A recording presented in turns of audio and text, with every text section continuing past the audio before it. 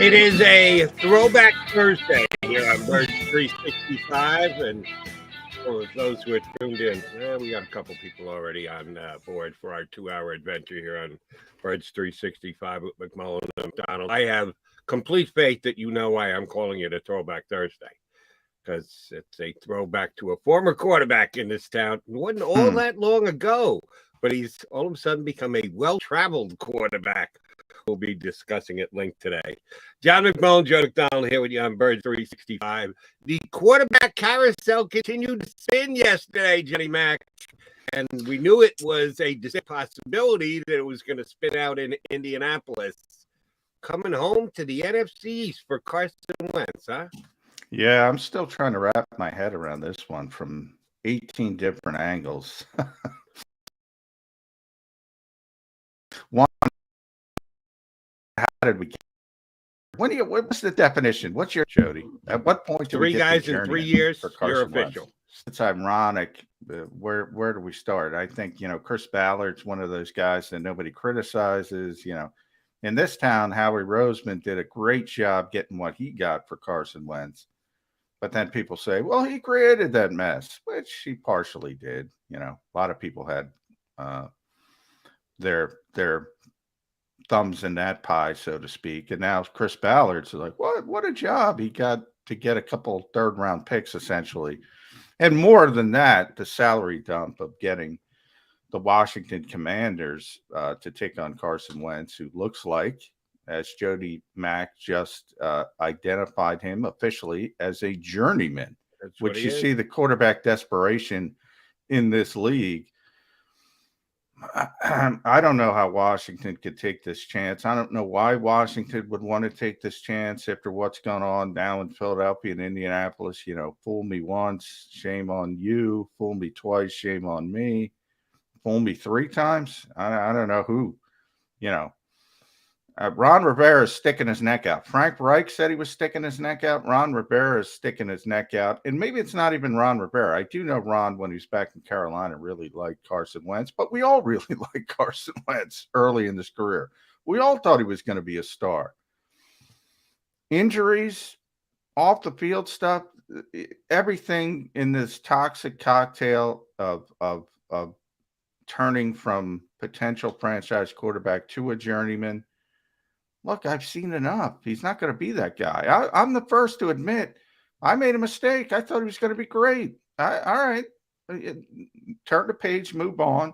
That's what the Eagles did. They took at the time and it's still the largest dead cap hit in history. That'll be broken soon enough. But we'll see who's the next to create the new precedent. But I think the funniest part to me was, Carson here had the so-called, he had the bat phone, man. He could get a hold of Jeffrey Lurie anytime he wanted. In Indianapolis, Irsay was just, there was the report from the Athletic that he wanted to have a meeting with Irsay to clear the air and said no. The owner said, no, I'm done with you. I don't want to hear it. And, I don't think it's the on the field stuff, Jody. I mean, he was okay. He was terrible late in the season. Right. Statistically, he was fine. Now, I'm not a big stats guy. You know that. We differ sometimes on that. I think, the film doesn't look as good as the statistics necessarily. But you can talk yourself into it from that standpoint, from on the field. Bottom line, though, and this is not political. This is not political. He's out in Indianapolis because he wouldn't get vaccinated. And it has nothing to do with the vaccination. It has to do with being the leader of a football team and those being the rules and you being available for the rest of your teammates in a playoff run in a big situation. And also, even less, setting an example for everybody else. And Carson knew he was on the short rope. He knew how things went badly, and he decided to go down that route. And that kind of defines him. From being around Carson Wentz, one thing everybody has said, headstrong, headstrong, headstrong. I mean, he's going to do what he wants to do. And Mark Murphy already coined the term complicated fella, and that's already taken. and that's taken by the best quarterback in football. Carson's a complicated fellow himself, but he's not good enough to get away with being a complicated fellow. That's my summation, Joe. I agree with you on almost all parts. I don't want to dismiss. I would just say keep it in its proper perspective, and this is not going to be complimentary. The whole refusal to get vaccinated and then test positive and miss a week of practice. Did it play against them in Indianapolis? Yes. Did it further point out his lack of leadership? Yes. But I think it was already ingrained before that. This was just like icing on the cake. That was a major bugaboo here in Philadelphia. That other than his offensive linemen that he'd buy presents for or go shooting with, the guys in the locker room just didn't like him. Here in Philadelphia, he didn't lead. They didn't take charge behind Carson Wentz. That was well in place. Frank Reich, when he made the deal, thought, well, I can pump him. I get him the lead here. When I was in Philly, that wasn't much of a problem. Well, Frank, you were gone for 2018, 19, and 20. So, no, sorry, Frank, you weren't able to embolden Carson Wentz in your locker room. I think the vaccination thing was just, like I said, added to an already existent problem. And I think that there were people within the organization that absolutely said, Frank, you got your shot, and guess what? You were wrong. You couldn't make him into a leader of men. And, oh, by the way, he was only okay on the field. So if he's not going to lead and he's going to fly in the face of what's best for the team by not getting vaccinated, and he can't win big games when the money's on the line, yeah, we don't need this guy, and we're moving on. Yeah, I'm not giving Chris Ballard all that much credit. I guess you have to give him some because there were well, he's one of those guys you can't criticize. I don't know why. I'm going to go ahead and criticize him right now. Whether you say you can or can't, I'm going to. Yeah, I've already criticized him. I'm behind you. He didn't get a whole hell of a lot in return for Carson Wentz. And, oh, by the way, you can say, oh, he got something for nothing. Well, no, here's what you do. Less than 12 months later, you got significantly less than what you gave up for the guy. And, oh, by the way, with a team, the most everybody picked to go to the playoffs, you didn't go to the playoffs. So how did that work out for a year later, Mr. General Manager of the Colts? Not too good. Well, think about this. When the Eagles take Indianapolis's pick, if they take it or if they trade it on April 28th, that pick, Carson's already gone. Right. Before they even take the pick. Before they even take the pick, he's gone. So, yeah, Chris. And the bottom line is Chris has he's built a pretty good roster. But if you don't get the quarterback right, it doesn't matter. And they're going to be at 6 consecutive years, I think, with a different starting quarterback. Now, a little bit bad luck in there. Obviously, Andrew Luck retiring early. Nobody saw that coming. So you had the one season with Jacoby Brissett, and then Phillip Rivers was, fine, but he was late in his career and evident and obviously retired. So that's the big issue with that and the talk about, Chris Ballard. You got to get the quarterback right. But beyond that, Jody, and the only break, I want to go back to the vaccination for this particular point, only because it pissed off the owner. I don't care about everybody else. There's plenty of guys. Darius Leonard's on the same team. He's an all-pro linebacker. He's got no issues because he performed at his position at the Aaron Rodgers-like level. You can get away with it. But once you piss off the owner and you're the quarterback, it doesn't even matter what Frank Reich says. It doesn't even matter what Chris Ballard says. And that's what Carson Wentz did. He pissed off the owner. Well, Washington's going to have to deal with Carson Wentz and whether you are or aren't vaccinated, because we've made the strides that we have against COVID. It's going to become less and less of a story as we go forward. But it was a damn big story for them this year. And yes, you admitted to being wrong about Carson Wentz. I've done this before. I'll do it quickly again here. I was a major Carson Wentz defender at the beginning of last year. Probably more so because so many people were so outspoken about Nick Foles. Oh, that Nick Foles was the answer. If the Eagles had kept Nick Foles, if Nick Foles was still the Eagle quarterback. Nick Foles got on a magic carpet ride, had a great run, And basically it came to an end thereafter. And he had a year here in Philadelphia where he stepped in, won one playoff game, but then lost another one and decided to go free agent, which he should have done. He got a nice big fat payday from the Jacksonville Jaguars. Good on you, Nick. You stunk. You went to Jacksonville, you were like every other Jacksonville quarterback. You couldn't play. Yeah. And he didn't play at all this year. So I just felt the need to balance the scales for those who were putting Nick Foles on too big a pedestal for what type of quarterback he was and was going to be going forward. That was a mistake on my part because Carson couldn't hold up his end of the bargain.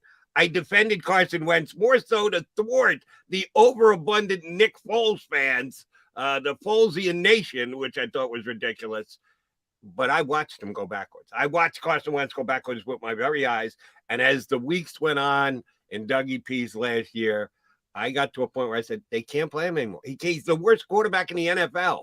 He was playing like the worst quarterback statistically, and with my own two eyes, the worst one in the NFL. Yeah, worst starting quarterback. Right, that's what I'm saying. And that's why I said Jalen Hurts should have gotten in there even before Doug Peterson pulled the plug on him, which I'll tell you is as big a problem as I have with Carson Wentz as anything else. John, you're right.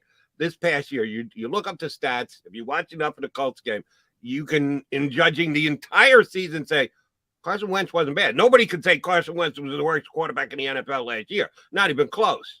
He came up real small the last 2 weeks of the season where there's added influence and importance, and that's on him. But he wasn't the worst quarterback in the NFL, and it wasn't even close.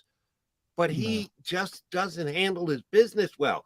I don't think he's got the mindset. I don't think he's got the toughness. And here's what's really bugging me this morning, because we already got someone chiming in on our stream. And our good buddy Barry Brooks said this on NBC Sports Philly. I was watching this morning. With the acquisition of Carson Wentz, it makes the Washington Commanders the favorite in the NFC East. Are you kidding me? Would somebody really go there? I'm not going there over Dallas, number one, even though over Dallas, the Eagles. You right now, you think the Washington Commanders have a better roster than the Eagles? I think they're in the same, I think they're in the same. Make a pick, McMullen, get off the fence. Eagles or Washington? Who's got a better roster right now? Washington. Really? I thought Washington. Wow. I thought Washington had a better roster last year. And remember, they were in run, and they had all the problems with COVID at the at the end of the season at the key moments, and we all know what they had to play at quarterback. And say what you want about Carson Wentz, and look, I don't think they should have went that direction. I started the show with that. I would have went in a different direction, but he's better than what they had, and Taylor Heineke. He's certainly better than Garrett Gilbert. He's better than what they had. Now, I look at Washington and the Jonathan Allens and the Deron Paynes, and, Chase Young will be back, and Montez Sweat will be back in theory, and all that talent on the defensive side of the ball. We'll see if they can get Brandon Sherritt back. It seems they always do. Terry McLaurin's a great player. Antonio Gibson, I think, is one of the more underrated players. I think they got some players, is what I'm trying to say. I don't think Carson's very good. I'd rather have Jalen Hurts than Carson Wentz right now. But, we're talking, and we've been citing those NFL.com rankings because I liked them, and I thought they were good, and I thought they were fair. Yeah, where was Carson Wentz? Well, no, that's what I'm saying. So Jalen was at 17. Where are you going to put Carson? You just said he wasn't the worst. Where are you going to put him? 22, 23, somewhere in that range? Yeah, in the 20s for sure. It's now, up from 28 to 22, you get a little bit closer. I'd rather have Jalen Hurts. I think he's a better quarterback at this stage. I never thought I'd be saying that, but here I am saying that. But I do think Washington is still, it's what we're all talking about with the Eagles. Should they build around Carson Wentz? They need so much. That's what everyone tells me. They need so much. They don't have anything on defense. Well, Washington has a lot on defense. And they got better playmakers. I got news for you. People in Philadelphia might think Miles Sanders is better. You think Terry McLaurin's going to be better than Devontae Smith this upcoming year? I think they're similar in the fact that, I think Terry's a better player right now. I think Devontae has a higher ceiling. I'll say that. I think Devontae has a higher ceiling. But can you take it? We've been talking about this for days, Jody. can you take advantage of that ceiling without a vehicle to get you the football consistently? When we talk about other receivers coming in, you got the vehicle of Carson Wentz throwing it to Terry McLaurin. I get it, but Terry McLaurin's been going through this since he's been in the NFL, and he's proven that he can overcome lesser than stellar quarterback play at times and still put up big numbers. And they also have a different philosophy on the offensive side of the football than the Eagles, who are run first, run heavy, and we'll see if that changes. But we got Randy Brown waiting, so we should probably get to our first break. All right. The legendary, I'm going to call him legendary special teams coach in the Baltimore Ravens, and the guy who has mentored the best kicker in the history of football for years and years and years. And he also used to be your mayor, Jody. How much credit is he going to take for the best? I take it all. I can't speak for Randy, but I take it all. Take it all. Why not? Yes, the former mayor of Marlton, New Jersey, and special teams assistant and kicking specialist coach for the Baltimore Ravens. Randy Brown joins us next here on Birds 365. Go for the midnight dares. Go for the memories. Go for the view that goes on forever. Go for the bubbles in your bathtub and in your drink. Go to bed whenever you want. Or don't.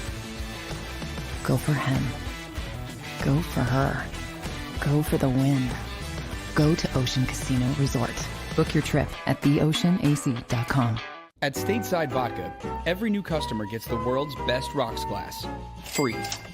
What's that? A rocks glass? You're telling me that bottle is cut in half? You could say that. Holy shit. And you're telling me I can get one of these glasses for free? That's right. One free rocks glass per customer with each first-time purchase of Stateside Vodka. So good, it just disappears. Imagine for a moment that you went to work today, and when you came home, you were catastrophically injured. Your life and your family's life. That's what happened to union construction worker Mike Little. I was scared of what the end was going to be, but to be 100% honest with you, I knew I was going to be all right just by talking with Brian. In my heart, I just knew everything was going to be all right. Call the firm and find out why they say, "We got this." Call 215-458-2222.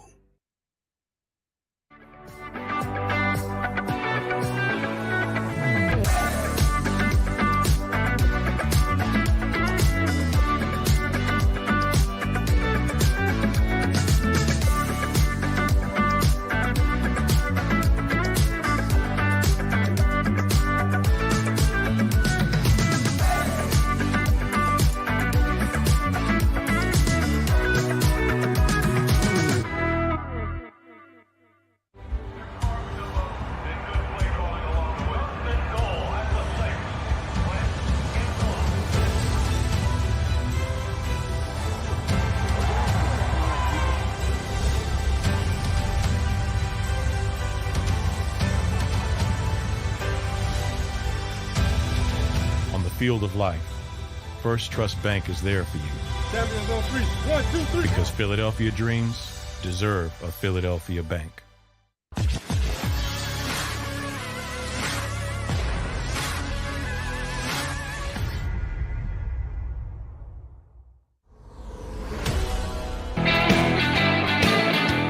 Appreciate you hopping in on Birds 365. McMullen and McDonald with you. We're joined by a guest who's certainly got Delaware Valley roots, but he's getting all the success in the NFL down the turnpike on I-95, including a Super Bowl ring, which I've seen him wear proudly. The special teams assistant, kicking coordinator for the Baltimore Ravens, the former mayor of Marlton, New Jersey, my hometown. Randy Brown jumps aboard here on Birds 365. Hello, Mr. Mayor. Good morning, John. Hey, Jody Mack, do me a favor. What do you need, buddy? Jody, for all the years I've listened to you, I've never once been able to be on a show with you and ask you to do me a favor. Oh, there we go. Never. Now, how many? Here's the key. But wait, John. Yeah. Jody Mack as one of my constituents has asked the mayor to do him a favor. That's what I was about to say. Never How once much- have I asked you how for much- anything, Brown. Don't be lying to the people here on Birds 360. That was my that was my first question, Randy. How much has Jody used his star status in the Delaware Valley to take advantage of the average citizen by trying to get to the front of the line in Marlton, New Jersey? It only had to do with girls basketball and the Blue Barn. Fair enough. That's You know, true. So He's got there's a me few there. times, that's all, but all has to do with the kids. You know, Jody's never once, like some other local radio hosts, maybe went a little too fast and had speeding tickets back in the day. No, you're right. I A certain admit to that. retiring radio host Helping I'll out someone foreshadow. else, like young aspiring girls basketball players, yes, then I might actually try and take advantage of my friendship with the mayor of town. But that's it. Nothing for yours truly. I'm only looking out. Never for one time. Never one time. All right, RB. Let's talk about your landing with the Ravens. How long you been down there? How it all came about? I know, as I said, I've seen the Super Bowl ring that you wear proudly, and more power to you, buddy. How did it come to fruition that you became a Ravens coach? Hey, you know, guys, this is my 15th season with the Ravens now, and very blessed to it. It believe it or not, it starts back in 1998 when I was with the Chicago Bears. Me and a young coach named John Harbaugh got our first starts in the National Football League in 1998. And we found ourselves sitting next to each other at the NFL Combine in Indianapolis as two brand new coaches, literally spent 2 or 3 days talking football, talking sports. I had no idea who John Harbaugh was, and he had no idea who Randy Brown was, because I'd just spent 8 years coaching at Cherokee High School and Holy Cross High School. So we became dear, dear friends. As you guys know, I coach here in Philadelphia in 04 and 05 with John. And then as soon as he got the head job in Baltimore, I was one of his first calls, and we have been together since. And he is just a special friend. He's a great father and a great husband, and one of the best coaches in the history of the National Football League. Yeah, it really is. And, you know, I've thought this for years. In recent seasons, Randy, when NFL teams have needed, and it's really sparked during the COVID area, but, you know, guys test positive, you need a head coach on short term for the week. And this has been a trend in the NFL where they look to the special teams coach because he's the guy, other than the head coach, who talks to the whole team, who's involved with the whole team. So the thought process was he might be better prepared. And I've always thought about John, and he was so successful, and he has been so successful. Why do you think more special teams coaches aren't looked at seriously during the hiring cycles around the NFL? You know, John, we have a very close-knit community of special teams coaches, okay? Very close-knit. And, you know, we get to talk in front of the team. We are the only other coach outside of the head coach who gets to talk to the entire team different times during the week, even not even, you know, through the year, but for the week. You know, John's done it. You know, people forget, you know, Bill Cowher and Bill Belichick and George Allen, three of the greatest coaches in the history of the game, all started as special teams coaches. And I know as a group of guys, I could sit here and name guy after guy, and you know, some of the greatest coaches that have ever coached special teams never got a chance to be head coaches. John, that's always been a big mystery to all of us as a group of special teams coaches.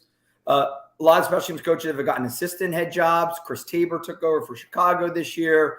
You know, Darren Rizzi's one of the best special teams coaches. He's now the assistant head coach in New Orleans. Dave Tobe, as we all know, started here in Philly. Dave Tobe is easily one of the best special teams coaches that's ever done it.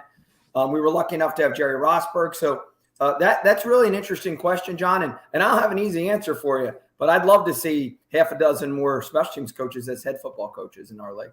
And oh, by the way, I thought Rich Bisaccia did a really nice job. Tremendous job. Jody, thanks for bringing Rich up. I can't believe I forgot. I apologize. What a job he did. Really did, in keeping that team together and taking that team to the playoffs.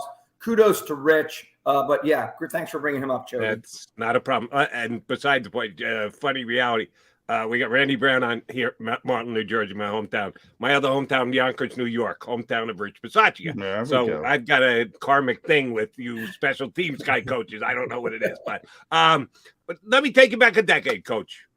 You're working with Harbaugh, with the Ravens. You got a pretty good kicker. Didn't draft the guy in the draft, but you had interest in Justin Tucker and signed him as an undrafted free agent. God, that's got to be one of the best signings in the history of the National Football League.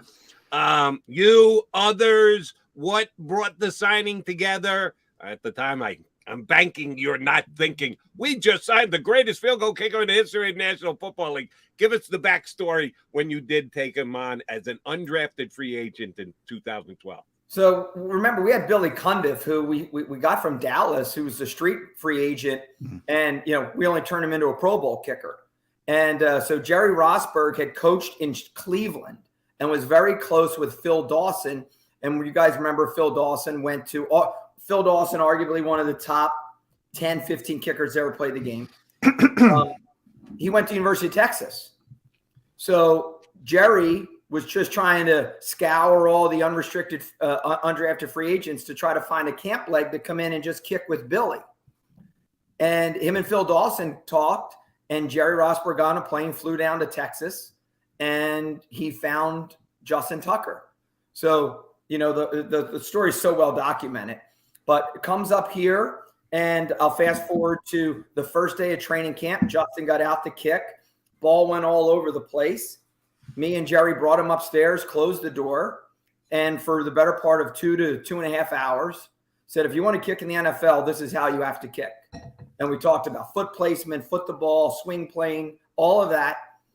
And Justin took to great coaching. And I don't think, Jody, he missed a kick for 2 or 3 days right after it. But this is the thing, right? We've all been around enough sports. When foot the ball contact happens in National Football League for any kicker and punter, you hear a boom, boom. You don't hear like a slap, right? So when you're on the field with Justin Tucker, it all the way back in 2012, boom, you heard it and you knew it. And meanwhile, you got Billy Cundiff just banging kickoff 70 yards through the end zone. So we were in a very good position, but it all started with Jerry talking to Phil Dawson and finding Justin Tucker at Texas. Yeah, talk about a camp kicker, the greatest camp leg in the history of the world, Justin Tucker. But seriously, Randy, he's in the prime of his career still.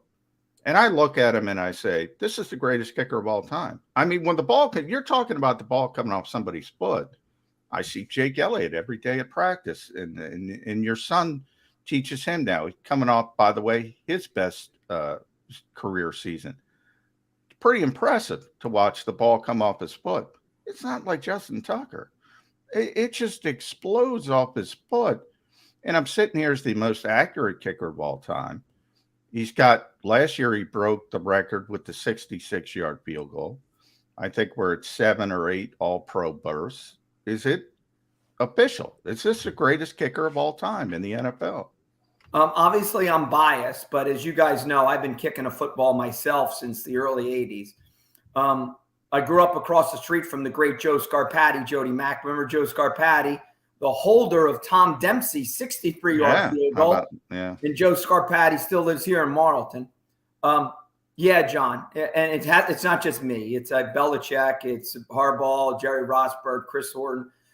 All of us have been around it. Justin's the greatest kicker that's ever played the game. Okay.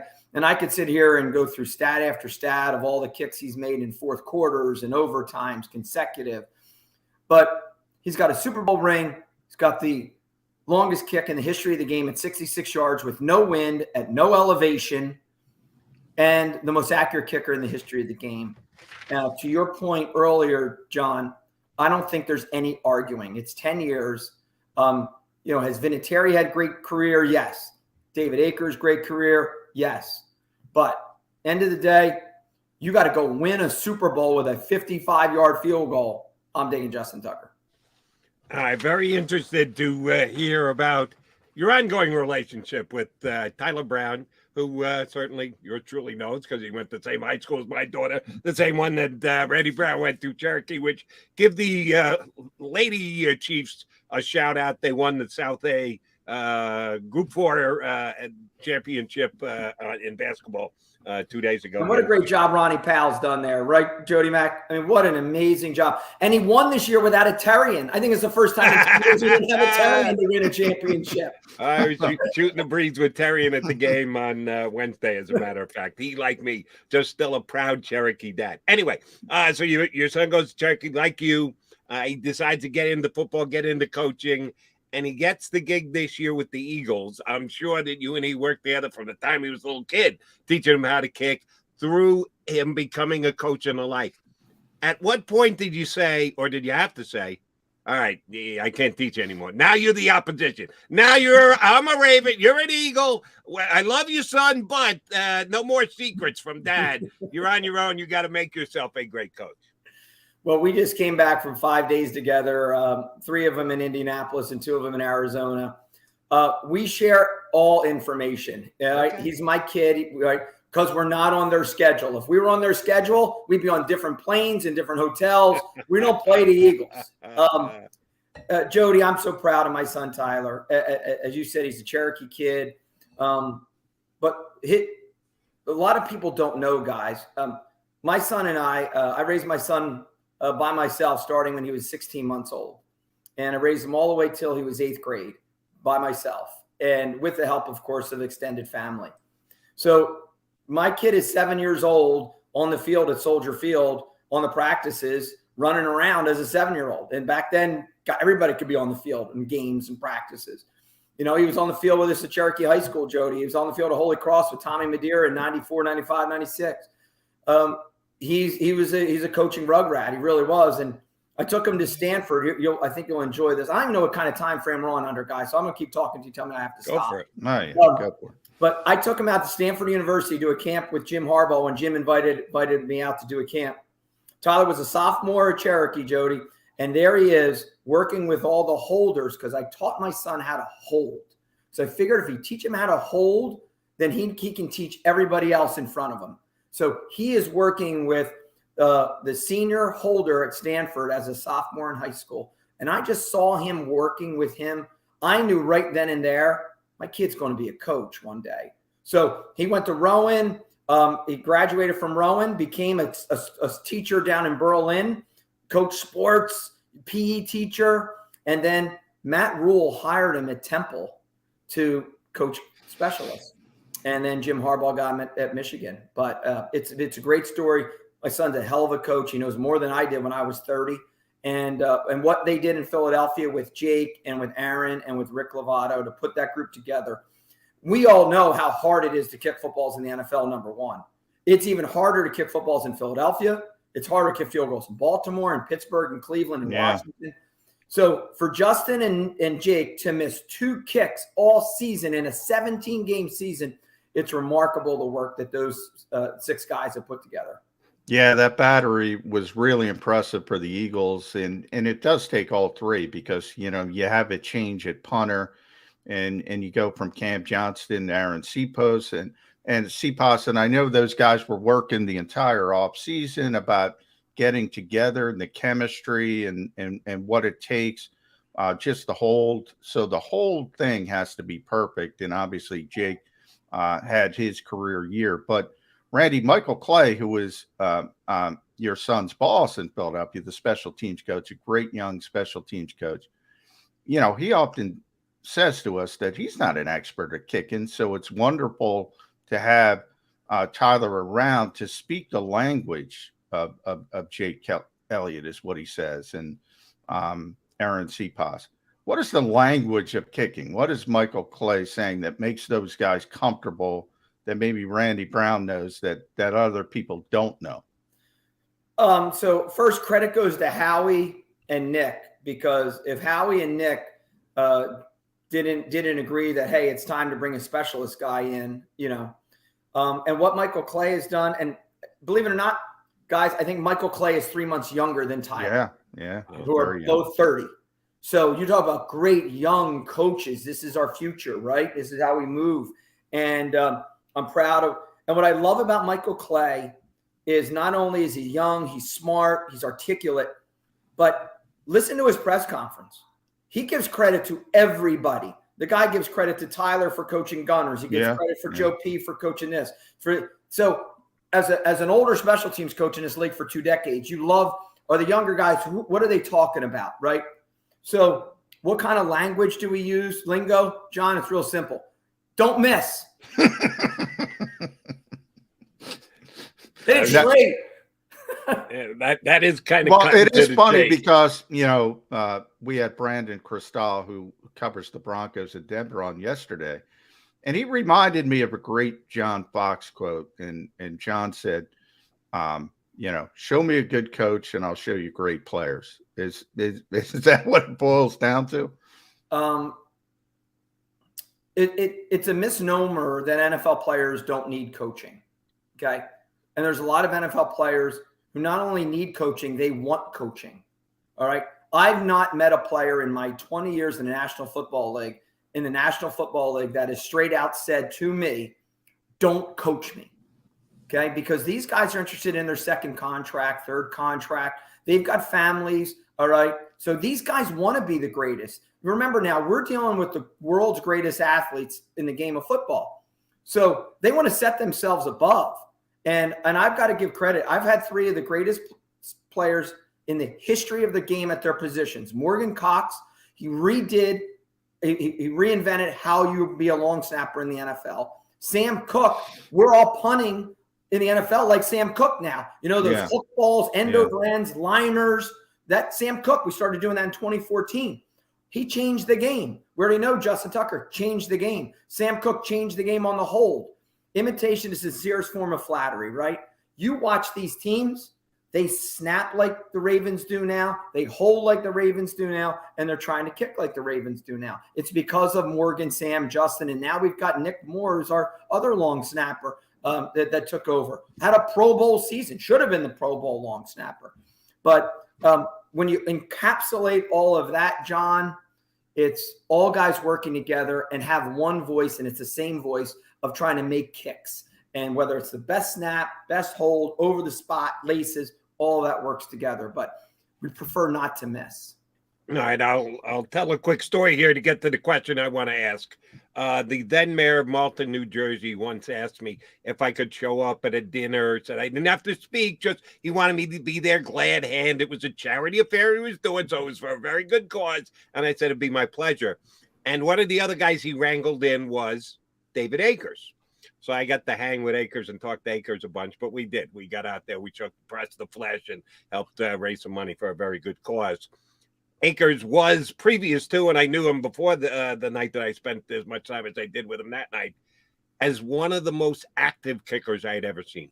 He considered himself a football player. He was a tremendous athlete and a strong guy. You don't usually think of kickers that way. If anything, people make fun of kickers, that they're not really football players, which I know you disagree with, Randy Brown. But Akers was a guy who took it to another level. How do you handle kickers? Do you want them to be like David, to want to make every single tackle, to get involved, to stick their nose in there, to risk potential injury when they're very important? I don't know, like Justin Tucker on the Ravens. How do you work with your kickers on the fact that once you kick the football, the play goes on? How much do you really want them involved after that point? I don't want them involved at all. Zero. Preseason, come run off the field. There's 10 guys to tackle. All right? Akers would have told you to get lost, Brown. No way, I'm making a tackle. Of course, and he did plenty of times. And I'll bet you, I'm surprised he's not live streaming this and trying to call in to tell me that. Okay. and you mentioned David, and I'm just going to regress for a second. There's not only one of the greatest kickers of all time, he's one of the greatest in Eagles history, if not he's the greatest in Eagles history. Let's see what Jake does. Jody, the dude is what a great mom, what a great dad, what a great role model. His son played at UCLA the last 2 years. His son is now kicking at Northwestern. But David wanted to be part of the team. And he felt the way to be part of the team is the way you just described it, Jody. He wanted to be part of the team. So so often our players don't feel like they're part of the team all the time. The specialists don't in the National Football League. That's their way of being part of the team. But when you got a guy, I don't know, 220 running back, running kickoff back, and he's running full speed and he's already at 50 yards and you're the 185-pound kicker, I prefer you not get in his way because it's not going to end well. Your body's not used to that. So, but Justin stuck his nose in. Justin's had a few tackles. Sam Cook has had plenty of tackles at times, but you try to dissuade him. You teach the other 10 guys, you don't want to pay your mortgage. We got to protect this guy, so we all got to tackle before the ball gets to him. Well, Randy, you've had so much success in this industry. Tyler's already set the bar high. And I know what you're most proud of, and that's your kids. The biggest star in the family, though, is younger than both of you. Tell us about Ryan. Ryan Brown. Yeah, my daughter Ryan. She has embarked on a pop music career, and it's been great. You can follow her at Ryan Brown Music on Instagram. We have, Jody, remember 2014, Christina Grimmie, Marlton's Christina Grimmie won The Voice. Right. So Christina was murdered after a show, June of 2016, the night before the Pulse shootings happened down in Orlando. She was at the arena in Orlando. The Pulse shootings, as you know, happened further away. I was mayor at the time, and Jody at that 2014, July 2014, July 4th, 2014, she sang at our 4th of July right here at Cherokee High School, Jode. So we've remained very close with the Grimmie family, very, very close. Christina's mom, Tina, passed away recently of breast cancer. So it's Marcus and Bud. And my Ryan is doing a duet with Christina, and it drops on Friday. It is a great song. It's an upbeat anthem song, Rule the World. And we were so blessed to be able to have some of Christina's vocals still. And Marcus and Bud Grimmie put it together for us. And you guys are going to love it. I've already had some talks with some networks about using it for women's sports and some of my good friends. But, you know, Christina Grimmie's foundation is tremendous. It helps families dealing with tragic losses. And my Ryan she literally just turned 16 in January. She's written 3 or 4 different songs. We'll have 9 songs come out by the summertime. And we've worked with, we're leaving. The reason I'm doing this morning, we're going over to the great Joe Nicolo's studio today. Joe Nicolo, Rough House Records, 13 Grammys. Joe is starting to produce some of her music too. We're doing a great piece with NBC 10 today. My dear friend Sydney Long's doing a great piece. You guys will see it on TV tomorrow. But yeah, I'm proud of her. She writes her music. She's worked really hard. She talks about mental health and depression in her writings. And so, guys, we all know we love talking sports, right? And it's an outlet for us. Well, a lot of the people who are not sports people, guys, right? They're music, they're arts, they're writing, all right? And Ryan is that. Ryan couldn't care less. Ryan won the last Malton Rec basketball 8th grade championship like 3 years ago at the Blue Barn, right? And after that game, she said to me, Dad, I'm never playing another sport again. But our kids need more outlets than just sports. And too often we push them to that. And let them go dance. Let them go be in plays, because how do we get our kids to grow? And we put them in circumstances like that. And she loves it. And my 8th grade daughter, Mackenzie, she's the lead in Shrek, 8th grader at DeMacy. And that is this Friday night. So next Friday night. Yeah, that's where we part ways. DeMacy is not the grammar school that my daughter went to. Sorry, Jagger is the way to go if you're here in Malton. Otherwise, Brown and I have been on a lot of the same paths. That one we had to divert a little bit. All right, I'll be the bad guy. I'll bring us back to football one more time because I do have one more question for you. Have you done any scouting on the punter from San Diego State? Oh, yeah. Because this kid, you talk about the sound that it makes when the ball leaves your foot. This kid is unreal. He did things this year that have never been done before by a punter on a collegiate level. Nobody ever drafts a punter. If they do, it's certainly day 3 and probably the 7th round. You got Justin Tucker undrafted.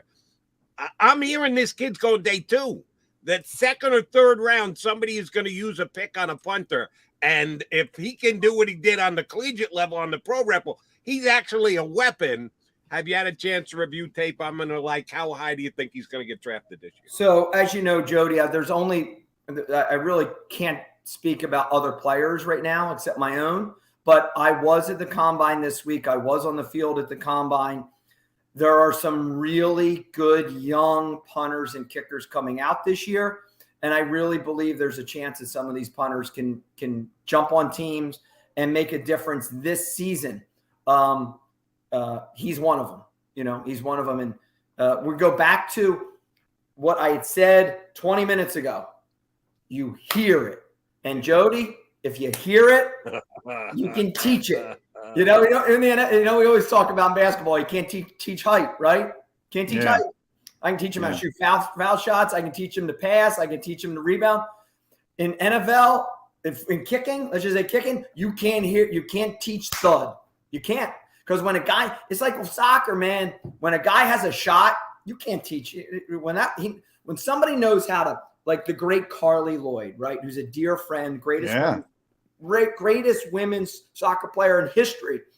Nobody, all right, struck a ball like the way Carly struck it for many, many years. So that's what it is. So I expect him plus others to be in the NFL. This is a good crop of kids coming out this year, Joe. Good to hear. By the way, Randy, when you guys were here, I think that was when Carly Lloyd, you were doing joint practices, the Ravens with the Eagles.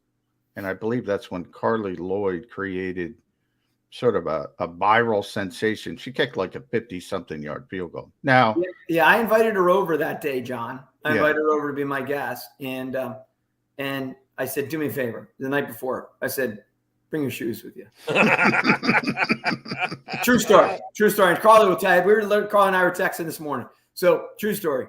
And I said, "Bring your shoes with you." So I figure it's all done. I mean, it's Jake, it's Tuck, it's Sam, it's all of us, right? Yeah. And Carly's friends with all those guys, by the way.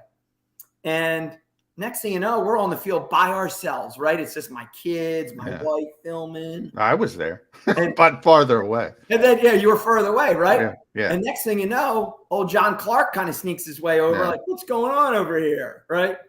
And so we were lucky to get the video of her kicking the 55-yarder, and God, she struck the ball well. I mean, yeah, she did.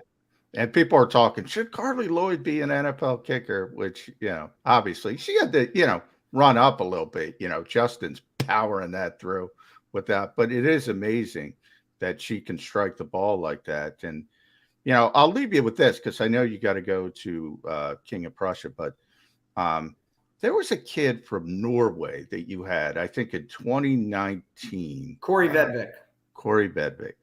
And I think Minnesota traded for him for a 5th round pick.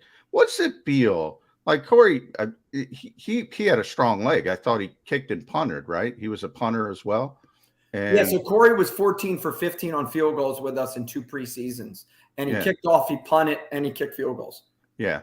So he had this tremendous, but what does it feel like that everybody looks? You mentioned the Ravens. Everybody kicks like the Ravens. Everybody wants to do things like the Ravens. They say, oh, the Ravens have a camp kicker. Let's go trade for him. The Ravens are the standard when it comes to special teams, and Randy Brown's a big part of that. Does that ever seep in there, or you got to keep your, ego in check? No, we have a great system there, and what Jody and John, people don't talk about. Graham Gano and Steve Hauschka started with me in 2009. Graham Gano and Steve Hauschka competed for a job as rookies in 2009, and we developed them.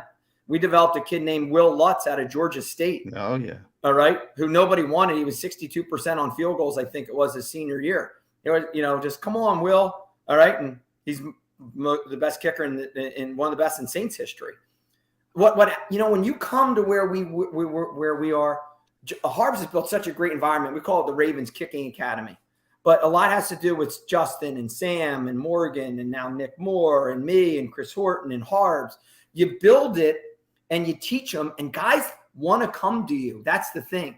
All right. These undrafted free agents, they want to come and learn from Justin. Who wouldn't want to learn from Justin Tucker? And I have these talks all the time, right? With these guys right after the draft. Well, coach, I can go so-and-so, but there's going to be 3 guys I might win the job there. I said, well, you can come kick for us, and you're going to kick every day with Justin Tucker. And I promise you, you're going to have a job come September. And the smart ones do that. And the other ones, go in some kicking circus somewhere in the country at a team and they get cut in June. But whatever. We're happy. We got a great system, and it all starts with that Harbs build it and lets us do it. So if you're a kicker and you like your thud to be with your pads and you're like David Akers, you don't want to show up with Randy Brown. No, he's going to tell you the only thud comes off the foot, son. We don't need you out there tackling. We'll take the 3 points. Nobody's allowed on field 3 or kicking field. We have no blocking sleds. We have no tackling dummies. We have nothing, Jody Mack.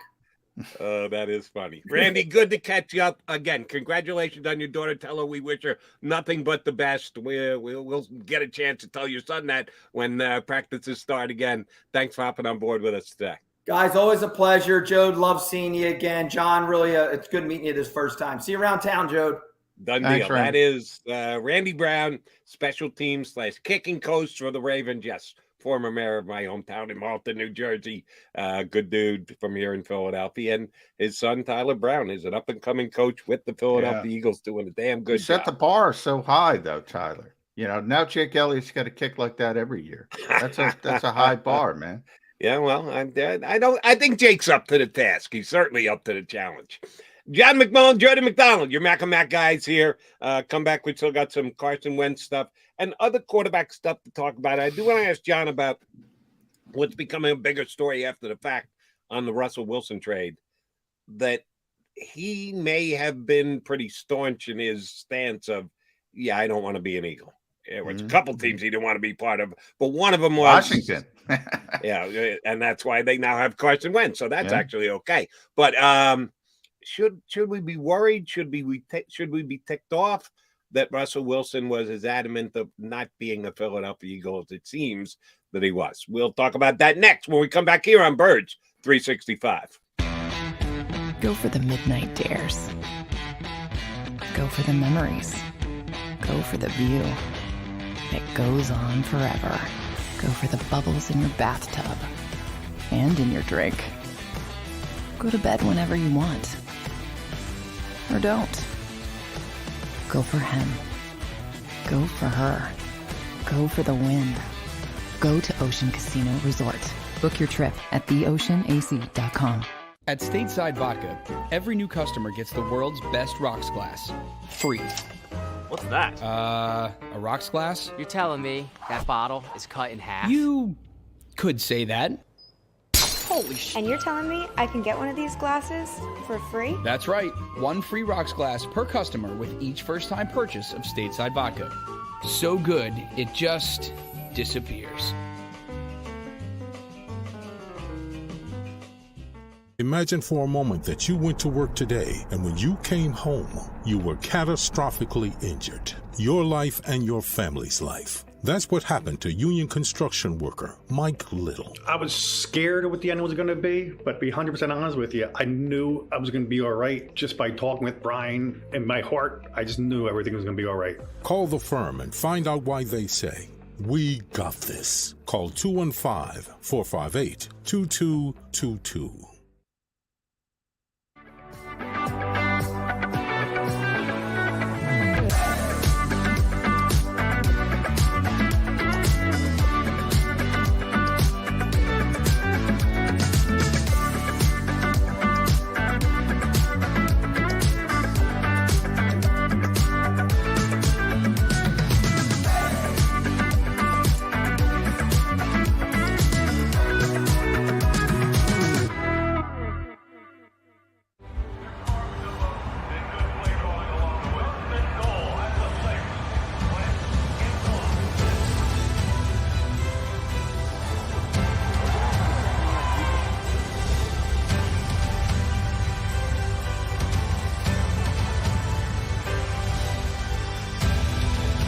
Field of life, First Trust Bank is there for you. Because Philadelphia dreams deserve a Philadelphia bank.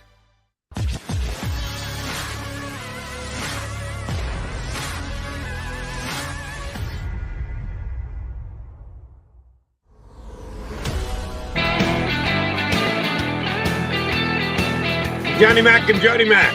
Welcome back, guys. I'm Birch 365. Coming up next hour, we're going to have Dan Lust, a sports attorney that we've had on several times previously here on the show.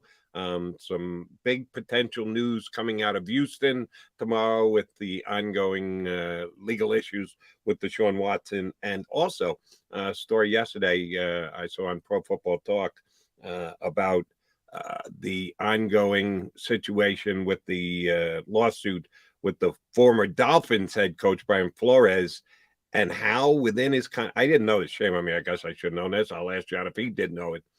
That any dispute with a team, when a coach signs a contract, there's a clause in all NFL head coaches, I guess, unless they negotiate it out, that any dispute can be brought to the commissioner, and he plays arbitrator, that you can't go to a court of law, that you need to go through arbitration as judged by the commissioner of football.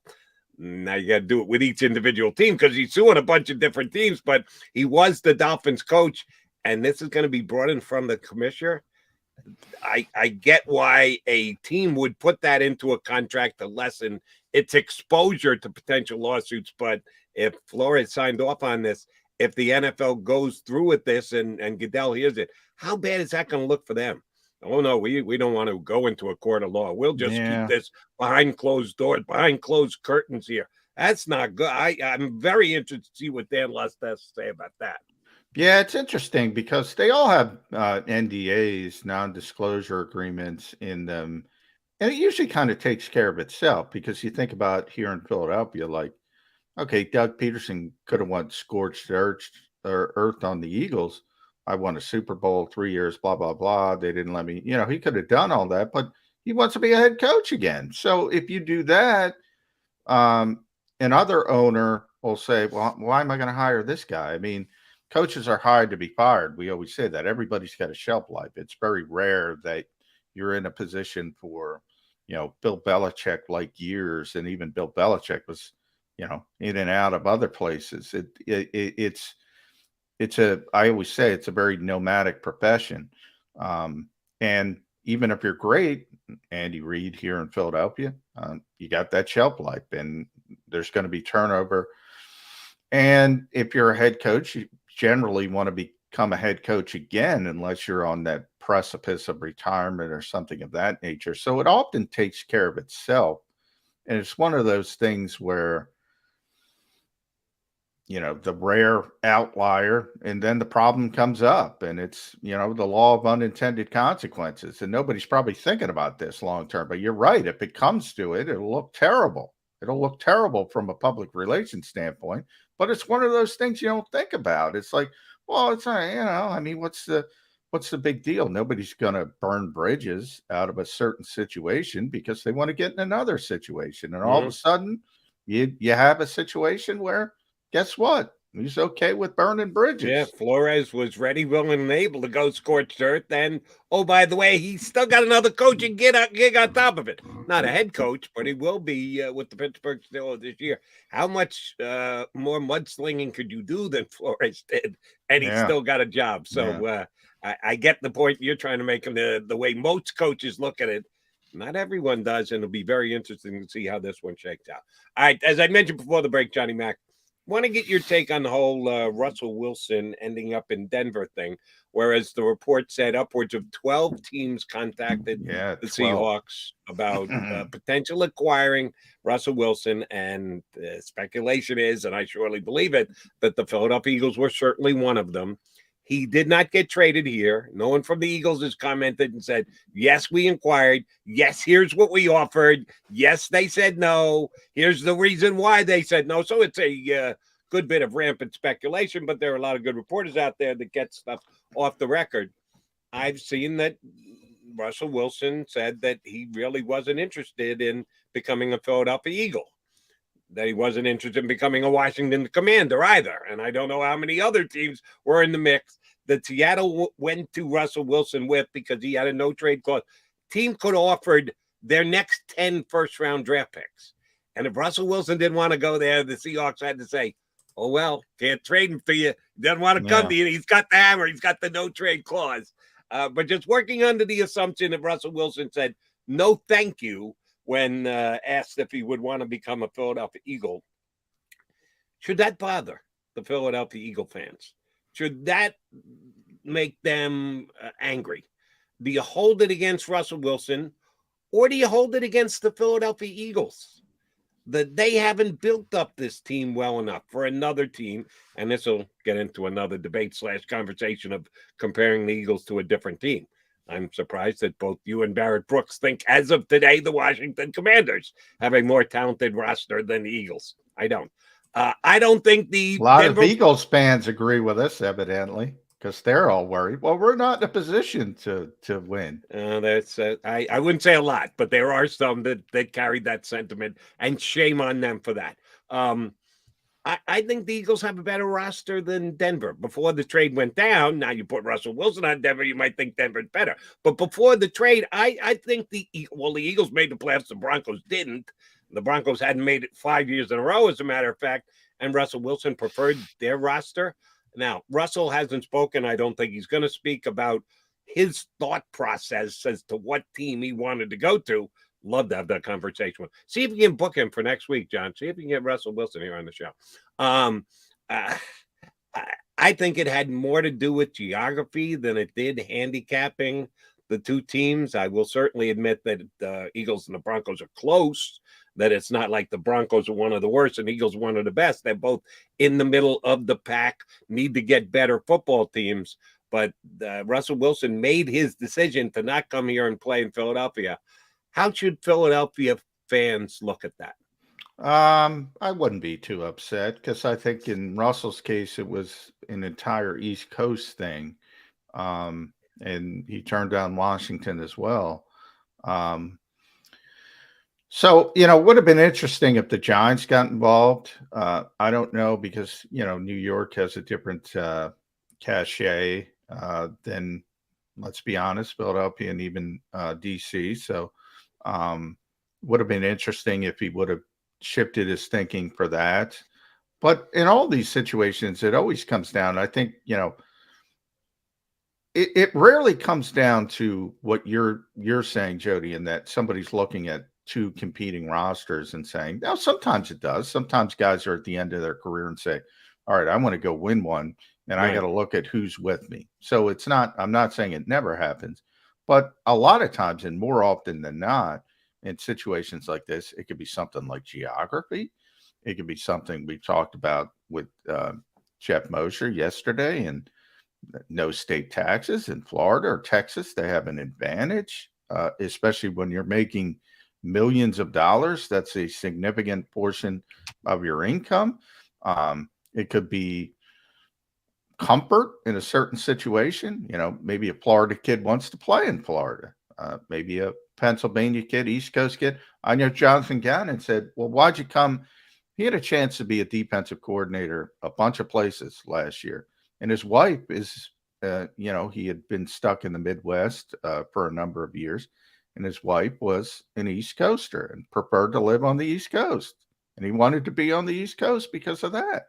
So, maybe blame Ciara. No, I'm just kidding. Don't blame Russell Wilson's wife. But he didn't want to play on the East Coast. So I wouldn't get too upset about it. It wasn't like he said, I don't want to play for the Philadelphia Eagles because the Philadelphia Eagles stink.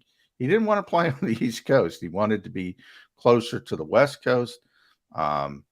And that's why he made the decision he made. But, I do think part of, and I talked about it, receivers, I've been talking about it a lot, because people said, well, the Eagles need this. And, I never thought Mike Williams would get to the market, and he didn't. But even if he did, he wasn't going to consider here. If somebody has other options right now at that particular position, they're probably going to look elsewhere.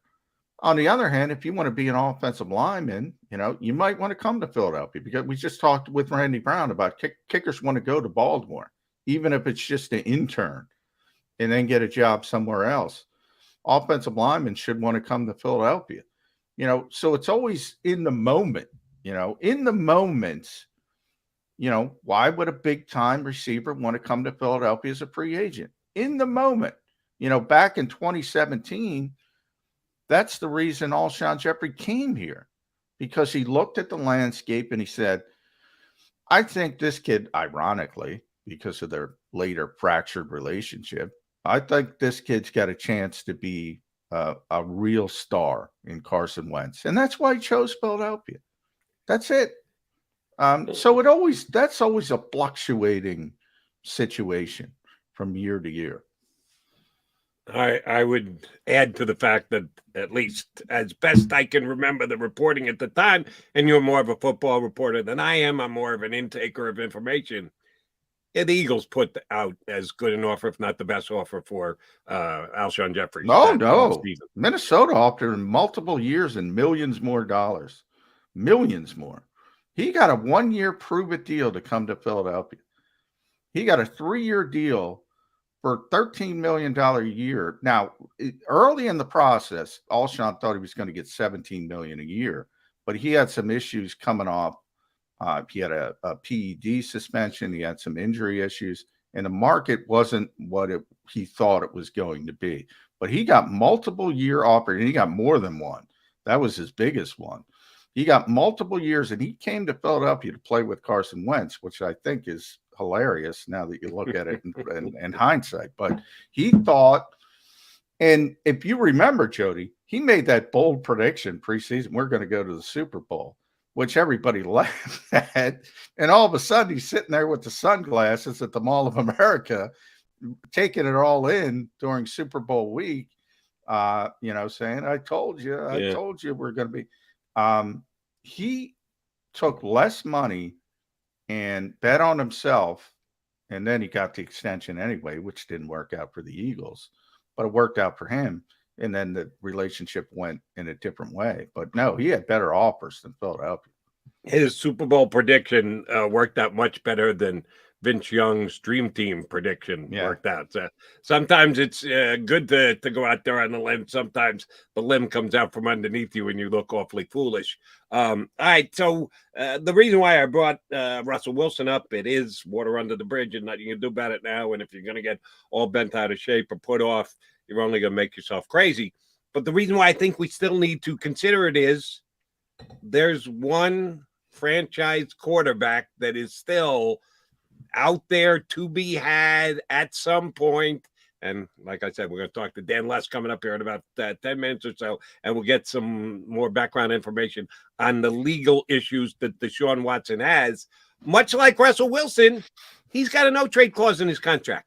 So even though the Texans desperately want him gone, even though the NFL wants to be able to interview him for what transpired, and he has rightfully said, I'm not talking to anybody while I still have potential criminal charges hanging over my head.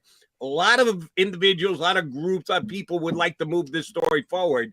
It will at some point, and Dan will give us some insight to it coming up in 10 minutes from now. But then we're back to, and he has a no-trade clause. Yeah. So he's going to, at some point, even with all this stuff lined up against him, most of it of his own doing, he's got one big hammer. He's going to be able to dictate where he goes to.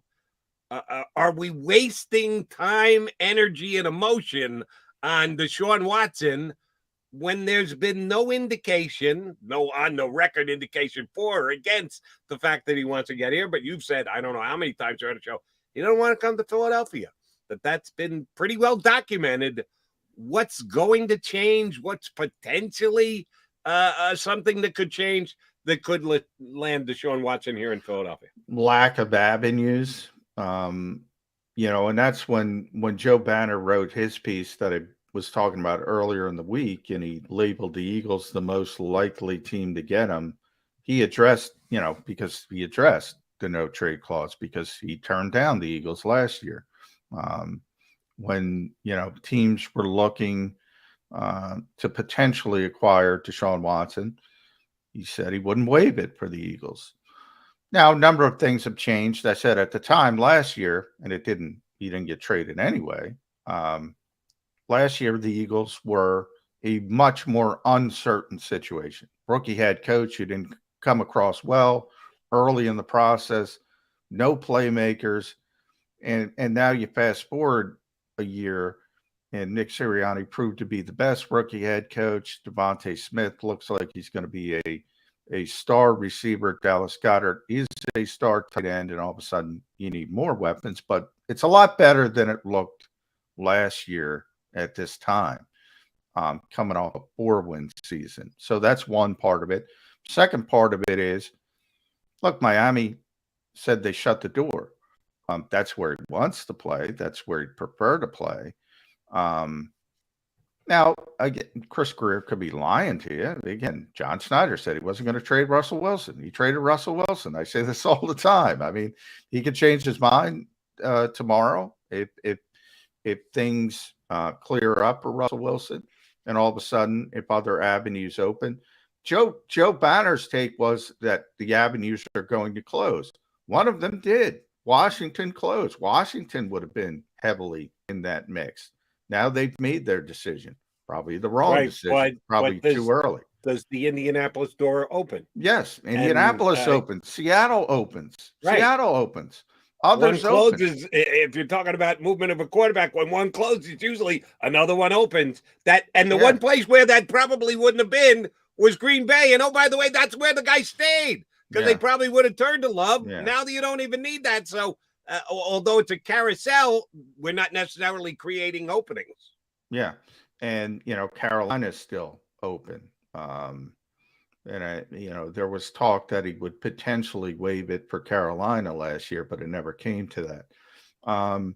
So, look, as of now, he's shown no indication that he would agree to play in Philadelphia. But again, just like Chris Greer can change his mind, just like John Schneider can change his mind, he could change his mind about Philadelphia. But that's why Howie Roseman has gone about this the way he's gone about it. And I wrote about it on Sports Illustrated, and I've said it 100 times on this show. I don't think it's as complicated as people make it out to be. The Eagles will get better at the position if they can get better at the position. They've identified 2 players that they wanted, essentially. One is out the window, Russell Wilson, and the other, uncertainty, Deshaun Watson. Those are the 2 players, and I say that because they know they had no shot at Aaron Rodgers, and I mean 0 shot. So forget about Aaron Rodgers. They identified 2 players that they thought would be significant upgrades. And if they could find a path to get them, they would try to get them. They didn't have a path to Russell Wilson. They may never have a path to Deshaun Watson. That's why it's more likely than not, come September, Jalen Hurts will be the starting quarterback of the Eagles. But also, Howie Roseman would be dumb. The organization would be dumb not to leave the door ajar. In case the stars align, you got to be ready to pounce. And the Eagles are ready to pounce if the stars align. They've done their due diligence. Jeffrey Lure's given the go-ahead. They will give up. They would have given up that haul that Denver offered, a similar type haul that Seattle got from Denver. They would have done something similar. That wouldn't have been the issue. They're ready to go. They just don't have a path. And they don't think the Jimmy Garoppolos of the world, lateral moves, or if you want to argue slight upgrades, are worth it. So 2 guys, doors shut on one, door may never even open on number 2. Yeah, the Miami Dolphins said they were shutting the door on Deshaun Watson. And yesterday, the Pittsburgh Steelers said, yeah, don't check our box as in the column of interest in Deshaun Watson. That's not something they want to do. Maybe it's an organizational decision that their ownership, their fan base, they don't think they would accept the guy who's got as much hanging over his head as Deshaun Watson does. You're right. The avenues are getting a little thin. They're as good as Deshaun Watson is with the warts attached to it. There are not all that many teams. So the Eagles could have a chance to play here. All right, let me give you one more scenario. And again, Dan's going to join us coming up in about 4 or 5 minutes from now. Make you Nick Caserio, the Texans general manager. Let's say this situation doesn't get as resolved as Watson's attorney, Rusty Hardin, thinks, and it drags on a little bit, and we're into April, and we're getting closer to the draft, and it doesn't look like a lot of these questions are going to be answered. At some point, do you say to yourself, you got your asking price, but your asking price isn't being met out there by any teams, whether Deshaun would or wouldn't accept the trade to them? Do you say, we wait till after the draft? Then your asking price becomes draft picks that you won't be able to get for 11 and a half months, that you're not going to get an increase in your talent on your roster for the 2022 season, but it would also be a less bitter pill to swallow for the team you're asking, because they know they don't have to pay with a draft pick this year. At what point does Nick Caserio say, yeah, all right, we're going to have to, we could potentially get more, but we know in the short term we're actually taking less because it's going to come down after the draft is done?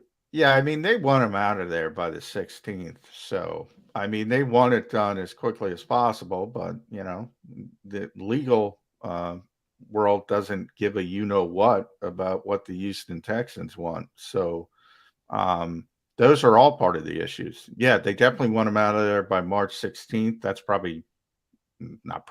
that's tremendously unlikely because of the cap hit and the guaranteed money. Then comes the draft, and then comes after the draft. But they're at the mercy of, and we'll talk about that with Dan after the break. They're at the mercy of what's going on from the criminal part of this story. Again, I think they can overcome the civil aspect when it comes to dealing Deshaun Watson. They almost did it last year, and they probably, they wish they could have fixed that and be Miami's problem. And then, you know, the thing nobody talks about, they say there's no way Deshaun Watson's going to come back to Houston. And yeah, but if they fire Jack Easterby, he might come back to Houston and play. I don't know if they want him, but they could talk him into it. Nobody talks about that. I don't know what the Texans, I don't know if Jack Easterby has, pictures of someone, but I don't know why they're hanging on to him like grim death, but they could just turn around and say, you know what? We have a top 5 quarterback, 26 years old. And if nobody's going to give us what he's worth because of these issues, why not we try to replicate the relationship with him? Right. But let me hop in here, John, because I want to ask you a question, and Dan's going to join us coming up in just a couple minutes. You just were talking about, what was that? Owner pulling the strings above and beyond the general managers. Jack Easterby? No, he's not beyond. We talked about it earlier in the show. Damn, why am I not remembering the conversation that we had about an owner? Colts. They're Frank Reich and or maybe even the general manager were ready to go back and give Carson another shot, but the owner stepped in and goes, no. My team, I don't like this guy. He's not a leader. He didn't get vaxxed. Get him the hell out of there. So basically, at some point, it comes down to a ownership level decision. Is that what we're looking at in Texas? It always does. I mean, and Bruce Arians said that at the combine. I mean, I love Bruce Arians because they were asking him, and Tampa Bay's another team because Tom Brady's gone, right? And so he got asked about Deshaun Watson, and you just cut it off. And he said, that's an organizational decision. In other words, that's above my pay grade. Yep. That's, the owner's got to approve that, period. Anywhere. And yes, Houston as well. So the McNairs, they would have to approve that, anything moving forward. And by the way, very unlikely to happen. I just, the fracture in Houston, which started before all the sexual assault allegations. Now, they might not even want him because of that. But remember, this started before all the allegations. And it all stemmed from Jack Easterby, who's this weird sort of in-between figure. And it's like, why is he even necessary for that organization? But no, I digress. Yeah, has anyone gotten Deshaun Watson on the record as to what he thinks about the new Texans head coach? They did change coach. They fired a coach. They hired a coach because they thought he might be innocuous enough that Deshaun Watson would accept. Then all that stuff blew up about his misadventures with masseuses, and now they've changed coaches again. And I don't think Deshaun's on the record about this one just yet. at some No, point? he hasn't talked to anybody since he's been in his paid vacation. He's gotten paid this whole time. Can we ask Rusty Harden what he thinks about the new Texans head coach? Perhaps he can Well, speak. Rusty will talk. Trust me. Right. All right. Speaking of talking, we're going to do some talking next with Dan Lust, our favorite sports attorney. He's going to hop aboard. We'll talk a little Deshaun Watson, a little Flores, too. We've got lots to do yet here on Birds 365. Go for the midnight dares. Go for the memories. Go for the view that goes on forever. Go for the bubbles in your bathtub and in your drink. Go to bed whenever you want. Or don't.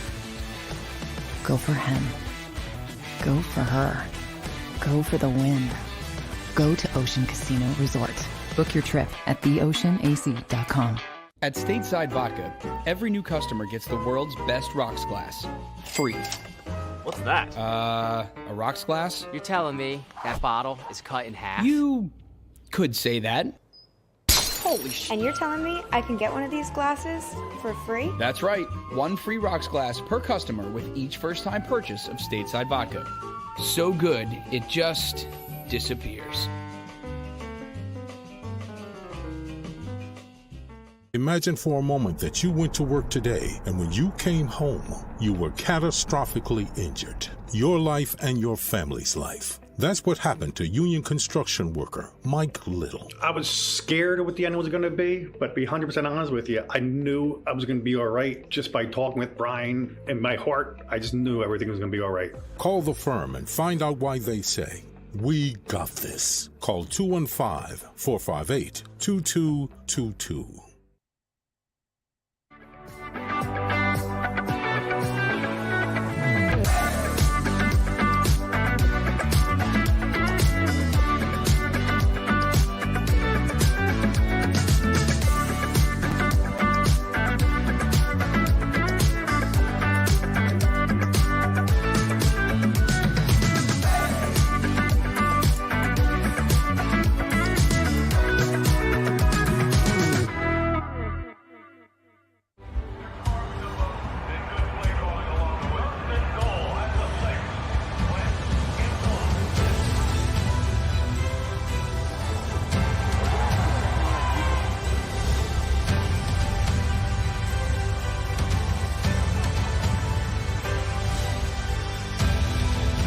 Field of life, First Trust Bank is there for you. Champions on three. 1, 2, 3. Because Philadelphia dreams deserve a Philadelphia bank.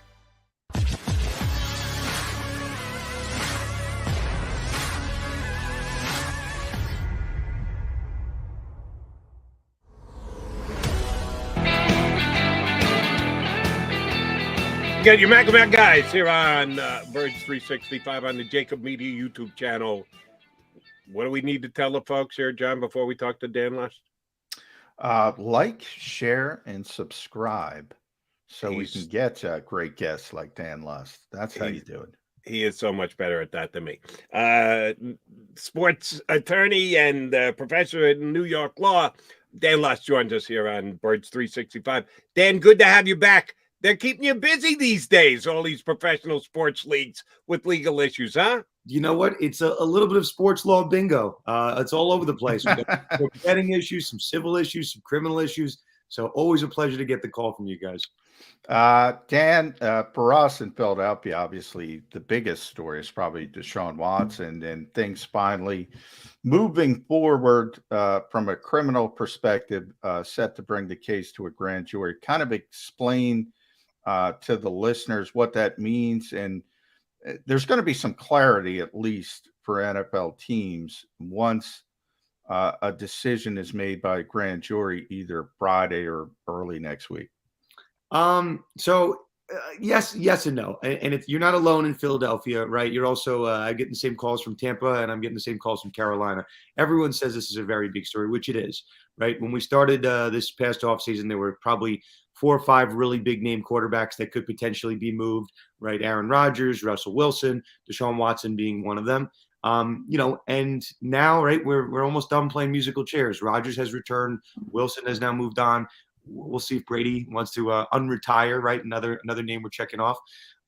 But Watson, at least me, I'll explain. This Friday appearance, this presentment to the grand jury is a really big deal. The only reason I'm going to push back, John, regardless of what happens Friday, we just went through an entire NFL season without criminal charges, just with the civil case, and Deshaun Watson did not play. So it certainly wasn't the criminal case that was keeping him back. He wasn't charged with anything for a full year. So I don't necessarily know if Friday will be clarity, but that is one big domino. So what the grand jury process is, and I'll keep it pretty, easy to explain. It's a one-sided procedure. The prosecutor gets to go up and cherry pick the best piece of evidence. It's not My Cousin Vinny. It's not Law and Order. It's not, A Few Good Men. There is no defense counsel on the other side defending Watson. It's a one-sided procedure. And that's why there's an expression amongst lawyers that a grand jury, if they wanted to, they could even indict a ham sandwich because it's not a real procedure. The prosecutor gets to pick everything. So that's why if you're a statistics person, more often than not, if a grand jury gets the case, if the DA actually gives the case to a grand jury, which they've decided to hear, more often than not, they return an indictment. It's just the numbers here. So if you're a betting guy, I'm going to put it at like minus 200 that they come actually back with an indictment here. So once they get an indictment, let's take another step here. Right. Then they decide what charges they would like to pursue. That there are many different things that Deshaun Watson could be charged with, most of which are misdemeanors, but some of which are felonies.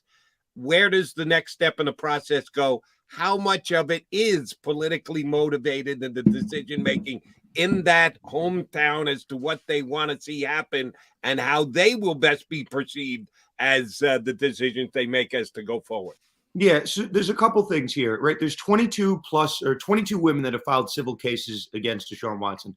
As far as I know, and I heard, there was comments from Tony Busby, the attorney, who happens to be the attorney for all 22 of these accusers, which you can read as being odd or I guess normal. I'm not sure what to necessarily make of it.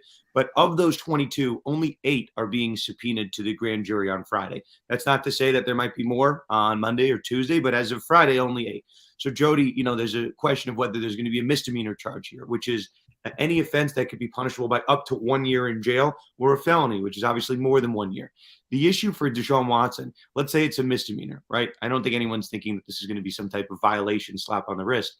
If it's a misdemeanor, the problem is you're dealing with, right, in theory, 22 different women, maybe 8 different women. So you have to multiply out those charges. So from a political standpoint, I don't know how you could just charge one case without more cases being charged. So you're looking at an exponentially longer prison sentence potentially if there are charges. That's what Watson has to worry about. It's a pattern of offenses.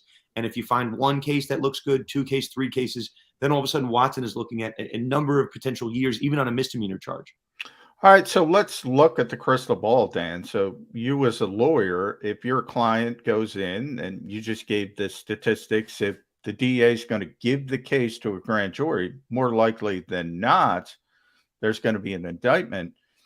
From that standpoint, if there's an indictment, the DA still doesn't have to prosecute the case. Is that correct? But in this political type situation, if she's bringing it, it would be an indication that we're going to move forward. Is that how you would look at it? Yeah, I mean, I guess we'll take a couple steps back. They've investigating this case for a full year, right? By the way, while you say that, does that timing, it's been so long, the investigation's been so long, does that tell you anything? Just the length of it? Right. No, there's 2 ways to read into it. I think the first way, right, we all know, right, if there's potentially a murder charge somewhere, so they bring charges immediately, right? There's the big press conference, they bring charges. So those are more open and shut. The fact that this has taken a year tells you that there's a couple things at play. A, it was never open and shut to begin with, that they had to conduct a full investigation. And probably beyond that, too, this is Houston. The Houston Texans are involved. The DA's office is probably worried about some political blowback. So they want to make sure they have this right. So there were some subpoenas that went out for electronic devices toward the end of last year. So either they're deciding to take the case to a grand jury with the same case that was not open and shut as of March of 2021, or probably more likely, they found things along the way that us 3, Jody, John, we don't know about, but that the police know about that have strengthened the case, so much so that they now feel comfortable bringing the case in April. Certainly a lot of ways to read it, but you don't investigate a case for a full year right? And give out, these different subpoenas, right? To do absolutely nothing with it. So I think the signal here, again, you don't bring the case unless you think you can get a grand jury indictment, or else you'll look really stupid. So, and you also don't bring criminal charges, right, unless you think you can get a conviction. So a lot of things here, the fact that they made the decision to bring it to a grand jury tells you that they think there's enough here that the DA's office won't get blowback from losing on this. All right, Dan, we're going to drag you into a conversation John and I had yesterday. Let's do it, Tony. John and I both readily admit we're faux attorneys. We're just playing games here on YouTube. You're an actual attorney, so we need you to kind of legislate for us. I said yesterday that I thought there was a possibility, and if there's none, please tell me so. If they do go forward with a case against them and they bring the charges that they bring, but they don't think they can win the felony charges, but they can win the misdemeanor charges. And then the punishment for that charge has flexibility. It can be as little as you plea bargain. It can be as much as you fight for. If the charge was you need to plead guilty to misdemeanor charges, but no jail time whatsoever. We're only talking about probation here. We're only talking about paying a fine, whatever it is. He's going to settle the civil suits on his own. But as far as the criminal charges go, no jail time whatsoever. Would a plea bargain be possible if he had to admit guilt? Not a no contest plea, which John leaned heavily on yesterday. He might take no contest, but he's not going to say, I'm guilty of anything. I said, if he's looking at like 10 years in jail and they're going to offer him just probation, if you're the attorney for that person, you have to at least bring it to him and say, has to be a consideration. Is there something like that potentially in play that if they get an indictment, there could be a plea bargain and there could be even an admittance of guilt?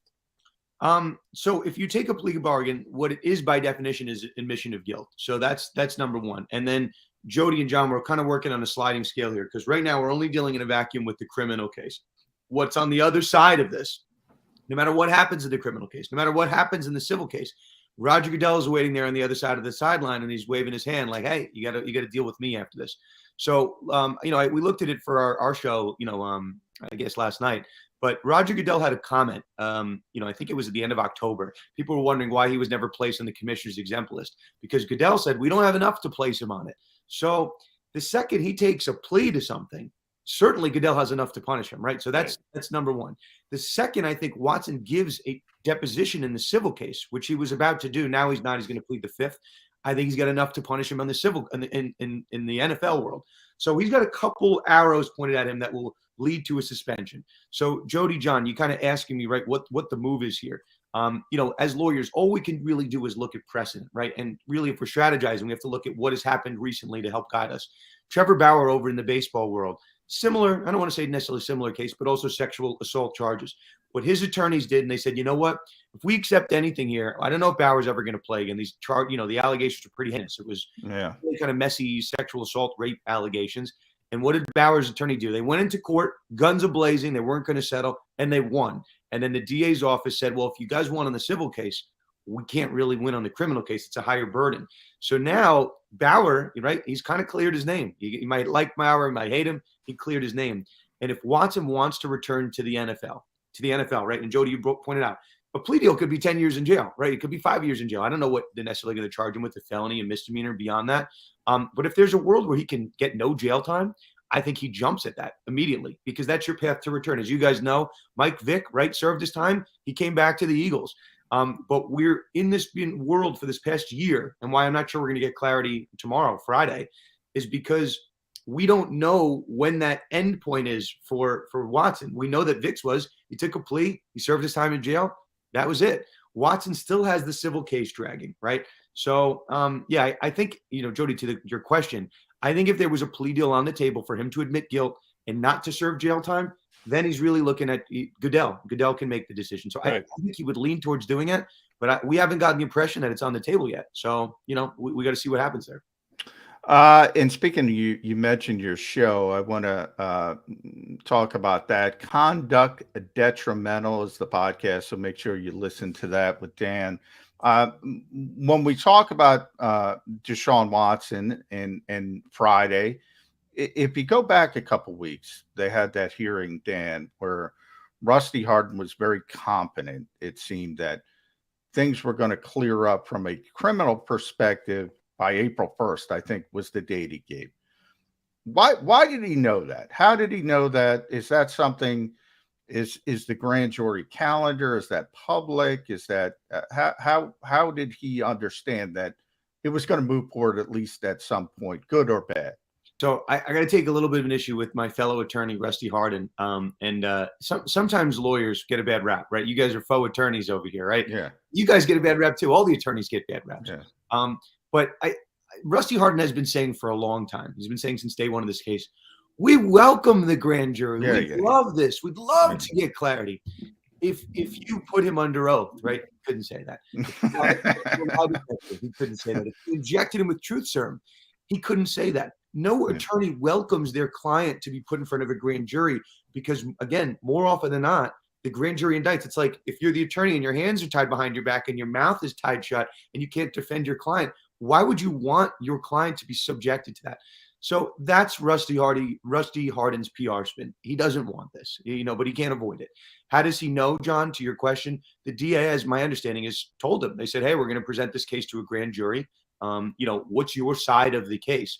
And I've been going on other shows the past couple of weeks, and I've been saying the fact that the DA is asking Rusty Hardin for his side of the version of the events is not a good thing. Because if the DA's office was planning to let this case go, they don't need Rusty Hardin's version of events. So the fact that they were asking him, hey, we need some more details here, we need some more cooperation, tells you at best, right? At best, it's a 50-50. So I think what they told Rusty Hardin is, hey, we're going to be presenting the case to a grand jury in the month of March. And the grand jury doesn't normally take 3 weeks. If anything, maybe a week or so. So yeah, that's how he knew that. My understanding is that the DA's office reached out and gave him a heads up that it was going to happen. Here's your last chance to give us some more facts to maybe help your cause. Do want to ask you about precedent, because you just said that is a big part of the entire legal proceeding and legal world. I was a little surprised this week when the former Falcons, I shouldn't say former, but suspended Falcons wide receiver was found guilty of wagering on games. He had been shut down because of mental health issues at the end of last year. And the NFL acted quickly and what seemed to me to be harshly by suspending him for an entire year. Then when I found out that when there had been previous suspensions in the NFL for gambling, they'd always been a year. Everybody had always been a year. So he only got what everybody else got. Is it looked at, or should it be looked at different now that the NFL has joined in partnership with gambling? Forever they were so much against it. They wouldn't let Jimmy the Greek make picks on the air. We can't have any tie between gambling and the NFL. Oh, there's ties aplenty and $1 billion aplenty being exchanged between the two. But the precedent was, if you do it, it's a year. Did the NFL handle it right this week? So I might give an unpopular opinion. Jody and John, I'm looking in your background. I see Ocean Casino and Resort. I've been there. I am a gambler. I'm very conscious that if I was an NFL player, right, I could not do certain things. There's certain allowances you can and can't have. The world of casinos and gambling is obviously very different than it is in 2022. Same with DraftKings, FanDuel. You go down the list. I'm going to take the unpopular opinion here. It's 2022. Calvin Ridley knows better than to place a bet in his own name, right? We're decades into the Pete Rose saga, right? Paul Hornung, like that happened like decades ago. Everyone knows those rules. There is a zero tolerance policy. Maybe your listeners maybe don't know this, and I learned this past week. The NFL players are actually allowed to wager on fantasy sports up to $250. They're allowed to do that under the NFL guidelines. But there is zero tolerance, none, nada, zilch for betting on sports. So, personally, I think that Ridley got pretty lucky here because he bet on his own team. So I know he wasn't with the team at the time. I know he was away with different mental health issues, but he bet on his own team. I don't know how the NFL can say there wasn't inside info involved. I think Ridley is lucky to only get a year. Honestly, you cannot, I don't care how much money is bet. In this day and age in 2022, to bet in your own name with your own address, it's just the worst type of crime that occurred, right? So, maybe in the 70s, Pete Rose is betting with a bookie right behind the scenes. Nobody knows what's going on. But he bet out in the open with an app and he registered his name. I mean, that's that's pretty careless. So I think he's lucky. Should get a year of punishment and a year for stupidity. That's for doing so in his own name. Yeah, honestly, I mean, the year I get, I'm not going to really, I don't think it should be 2 years or more, but I think he is lucky. But that was the most surprising part to me. It's not surprising that NFL players are finding ways to place bets, maybe through proxies or otherwise. But I am surprised that someone like Calvin Ridley, who clearly knows the rule, would be that careless with placing a wager like that. Dan, I'm going to tap into 2 year backgrounds. For those who don't know, Dan used to be in public relations with the New York Giants. Don't hold it against me. In a prior life, prior part of life. Do you ever look around this league? The Dallas Cowboys, that Jerry Jones pays, I think it was $2.4 million out in a voyeurism scandal that emanated from his chief PR exec. And now we have a paternity suit. Now, not to mention the Washington football team and all the issues they've had, and the way the NFL has said, and I think I've talked to you about this in the past, there's not a lawyer in the world that says, hey, no written, don't do a report with no written work. I don't want to see written work. Does it ever frustrate you how the NFL and its owners handle their business at times? Yes, and I had a feeling you guys would ask me about the Jerry Jones case. I don't know what's going on in Dallas over here. I mean, those guys, first they have the cheerleader settlement, which we'll talk about, obviously, and then this paternity test is wild. So, and of all places, ESPN is reporting it. So, I think that's probably part of the narrative, right? The NFL conducts business in a way for years that I don't know if you want to call it the player empowerment era or the Me Too era, the woke era, whatever you want to call it. It's now this kind of perfect storm where the NFL is feeling the brunt of it. It started happening in Washington. In my law office has fielded some calls about potential lawsuits around the league. So like there's something going on in the waters of the NFL. And maybe it's just that. Maybe it's as simple as saying, John, like people aren't afraid to go after the NFL anymore. They're not afraid to go after the shield. Not to get too far in the weeds, but with these type of sexual assault, sexual harassment type cases, people are only empowered to go for it if they can come up in numbers, right? So that's what we saw happen in Washington. We had some of the former employees on my podcast to explain their stories, explain how much they hate Dan Snyder, which I'm sure Philly fans can unite with. I think Washington fans could unite. I think all NFL fans can unite around their hatred of Dan Snyder. But these women in Washington, these courageous women in Washington, have been kind of now this benchmark for other employees around the league to step up. And even now, right, these former cheerleaders, right, clearly they're speaking to the media. Somehow this got out. Somehow this leaked with this Cowboys voyeurism charge. But there's certainly something in the waters. And I think it's just, hey, these women in Washington stood up, and now they're getting backed by Congress. They're getting so much support across the NFL. Maybe we should do this. And it's not immune to football. Phoenix Suns had a similar scenario. Yeah. It's really happening around sports right now. So we're certainly seeing a change in the waters.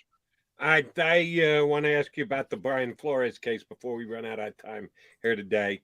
The Miami Dolphins filed to have the case handled by Roger Goodell in an arbitration process, which I guess they have the right to do as per the contract that Flores signed and was under when he was the Dolphin head coach. Brian Flores certainly wants to take the Dolphins and the Giants and the entire National Football League to court. Will that be preempted? Does his own contract with the Dolphins give them the ability to sidetrack a potential potential lawsuit in a court of law? This came as a surprise to me. I probably should have known about it ahead of time, but I didn't. That the Dolphins just said, no. Wait. We got a process here. We can go to arbitration first in front of the commissioner. What do you mean going into a court of law? We want no part of that. Give us a background there. Shame on me. I should have known of it. I came as a surprise when I read it. Please educate me and our listeners. Well, Jody, this is why you and I have to talk more. I could have told you that. That's the NFL's move here. So they're doing it actually similarly, which I'm sure we can't talk about. But the John Gruden stuff made the same move over in his case to move that case to arbitration. Is essentially under an employment contract, right? That's what the fight is over, whether they fired Gruden improperly. Okay, so it's got to be under the employment contract, which says it goes to arbitration. Flores is a little bit different. He's going to have a better argument than Gruden's going to have, because Flores is not necessarily alleging a claim of, wrongful termination. He's alleging a class action lawsuit that involves all these former candidates for head coaching jobs and general manager candidates, and he's alleging racial discrimination. That's much less obvious, relating to Brian Flores' singular contract with the Miami Dolphins. So that's really going to be his argument here. This is a class action lawsuit about racial discrimination. It's not solely about wrongful termination.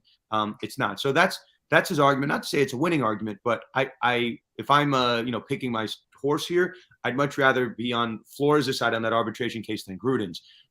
I think that case is going to get kicked to arbitration. And then, then you have Mr. Goodell as the judge, jury, and execution over here. You can't like the chances in that form. Baum at Sports Law of Lust. You see it there, Dan Lust, best in the business as far as I'm concerned from a sports legal standpoint. So, Bill, for Brian Flores, last one from me, Dan. You mentioned the class action part. How do you get the numbers to be successful in that when so many of the guys who would maybe want to be involved are employed in the league just like he is now? It's as a lawyer, would that be the way you would have went to go class action? Well, I think they probably did it because of the arbitration reason. I think that was at least the conversations we're having amongst lawyers. That was one of them. But there are a slew of former coaches, right, that haven't been out of the league for so long. That have actually spoke out. Marvin Lewis spoke up in this case. Hugh Jackson has spoke out about the case. So, and there are a number of former or current coaches that are named in the complaint. Eric Bieniemy over in Kansas City. So, I would be fearful if I was a coach thinking whether or not I'm going to join this case. Brian Flores went from hottest head coaching candidate in the middle of the interview circuit, which if I'm his lawyer, you asked me, John, what I would have done and would not have done. I wouldn't have filed a lawsuit while he was interviewing for the Texans and Saints head coaching jobs. I think that probably ruined his chances. You could tell me, which a lot of people have, hey, well, now he has a retaliation claim. He can add that to his lawsuit against the Texans and Saints that they didn't hire him because he filed the lawsuit. And I'm like, great. But wasn't the guy's dream to continue to be a head coach in the NFL? So, I get that maybe he's added more dollars to his case value. But, the messaging from Flores' side was, I want to be a head coach in this league. And now he's settled to be a linebackers coach. And no one's going to convince me that he would have been a linebackers coach but for the filing of this lawsuit. So I think that was a tactical error. And I'm not here to blame Brian Flores. I'm here to blame his attorneys for maybe wanting a bigger share of the spotlight during that 2-week lead up to the Super Bowl. Coincidentally, that's when the lawsuit was filed. So congrats. They drummed up a lot of attention to this lawsuit, but I think they really, materially harmed Brian Flores' coaching trajectory. If you wanted to, right? And if everyone's listening clearly, have your cake and eat it too. Get the job with the Houston Texans. Get it with the New Orleans Saints. He was a finalist for those jobs. And then if you're really that angry at the Giants, right? You're that angry at the Dolphins or the Broncos, the other team mentioned this lawsuit, file after you get those jobs, right? And then you put the NFL in a very uncomfortable position. But I don't really love that he ended up as a Steelers linebackers coach. I think that sends the wrong message. We know Dan Lutz will be paying close attention to what goes on in the Houston courtroom on Friday, as will we. He gave us some good information to be able to judge for ourselves what happened. Before you get me out of here, my father-in-law, your good friend Alan, says he's remembering fondly your celebration in the early morning hours of the 1986 World Series against the Red Sox. He told me to remind you of that.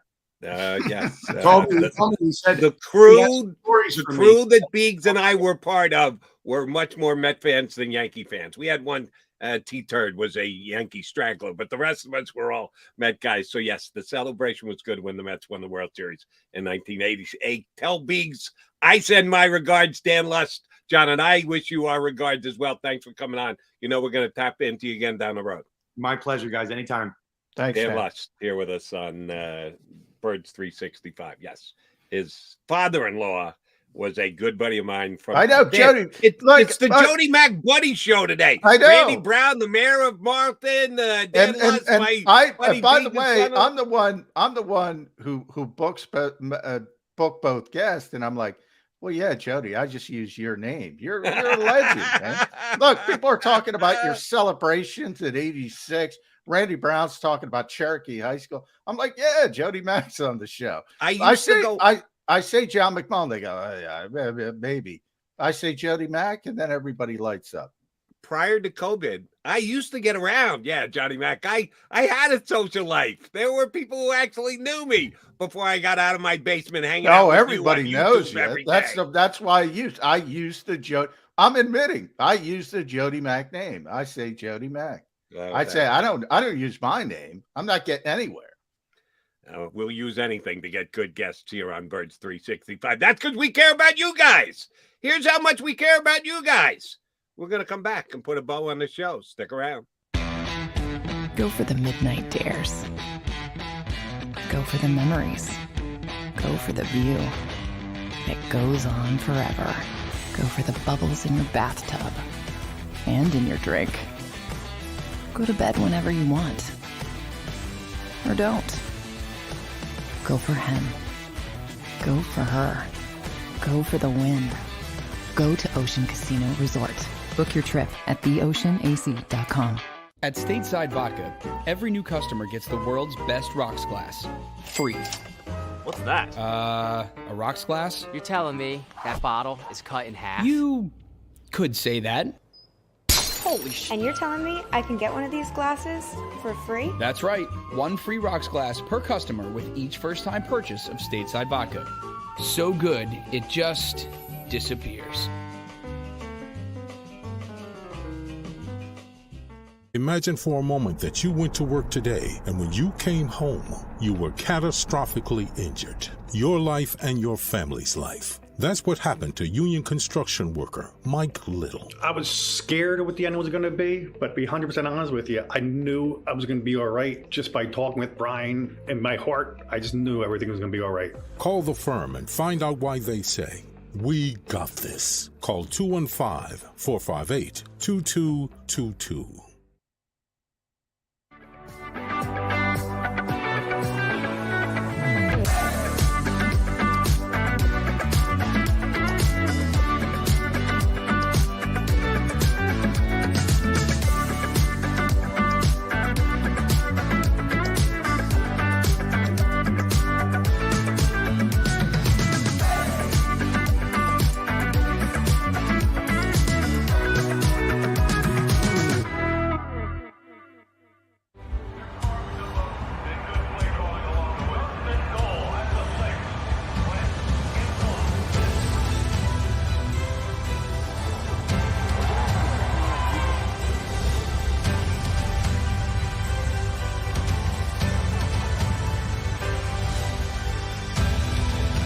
Field of life, First Trust Bank is there for you. Champions on three. 1, 2, 3. Because Philadelphia dreams deserve a Philadelphia bank.